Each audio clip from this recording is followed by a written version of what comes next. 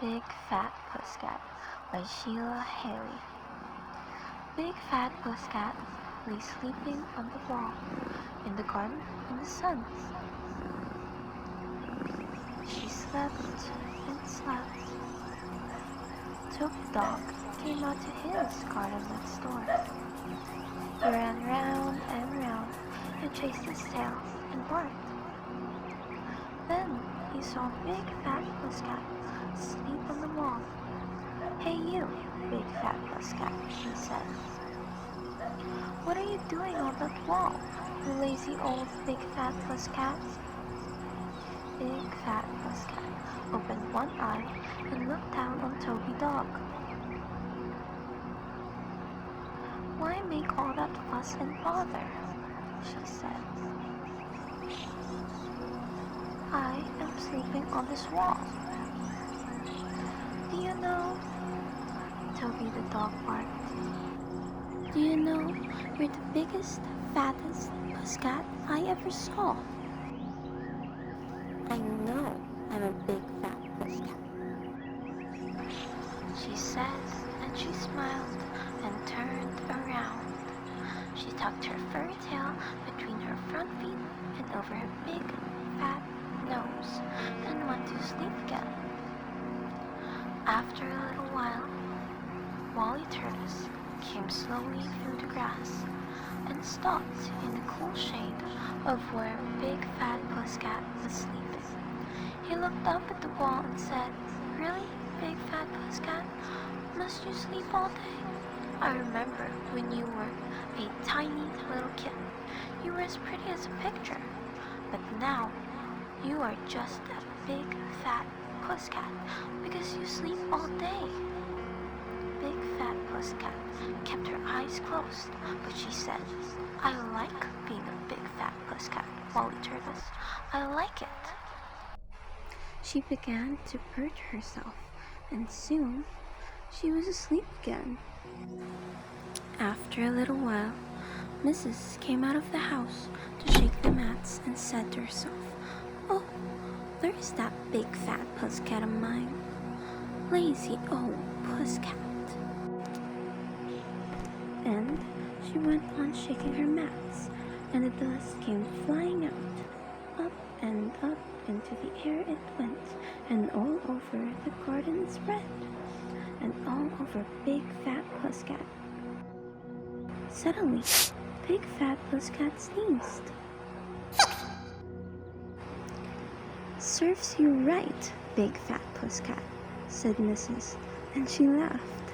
"You're so fat and sleepy, it will do you good to sneeze. Why haven't you chased that little mouse away?" Sneezed Big Fat Puss-Cat. "You're too lazy, that's what it is," said Mrs. "Every night that mouse laughs at you, Big Fat Puss-Cat, when it sees you asleep all the time." Big Fat Puss-Cat sat up and blinked. "I never heard the mouse," she said.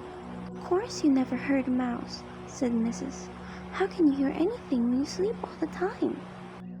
Big Fat Puss-Cat got down from the wall and walked away waving her tail in the air. She was thinking and making a plan. That night, Big Fat Puss-Cat lay in her basket under the kitchen table as usual. But she kept awake all night. She only pretended to be asleep. Soon she heard a little noise. Puss-Cat opened one eye and saw the little mouse walking across the floor. So she shut her eye quickly. The little mouse looked at Big Fat Puss-Cat and giggled.